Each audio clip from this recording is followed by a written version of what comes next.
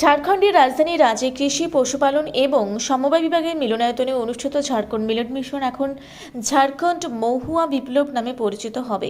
এই অনুষ্ঠানের সূচনা করলেন রাজ্যের কৃষি, পশুপালন এবং সমবায় মন্ত্রী শিল্পী নেহা তির্কি। তিনি তার সম্বোধনে বলেন যে রাজ্যের কৃষকদের কঠোর পরিশ্রমের জন্য সাম্প্রতিক বছরগুলিতে মহুয়া উৎপাদনে উৎসাহব্যঞ্জক বৃদ্ধি দেখা গেছে।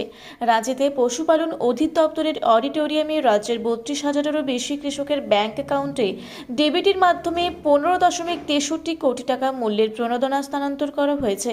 2024 থেকে 25 সালে 18,000 কৃষক বাজরা চাষের জন্য প্রণোদনা পেয়েছেন।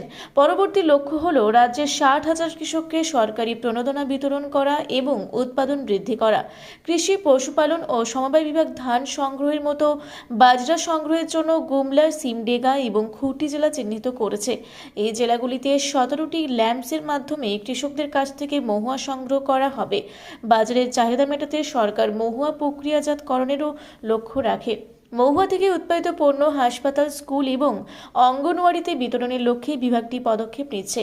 মহুয়া এবং অন্যান্য মোটা শস্য একসময় দরিদ্রদের খাদ্য হিসেবে বিবেচিত হতো, কিন্তু আজ এই পুষ্টিকর খাবারগুলি সমাজের সকল শ্রেণীর মানুষের খাদ্য তালিকায় অপরিহার্য হয়ে উঠেছে।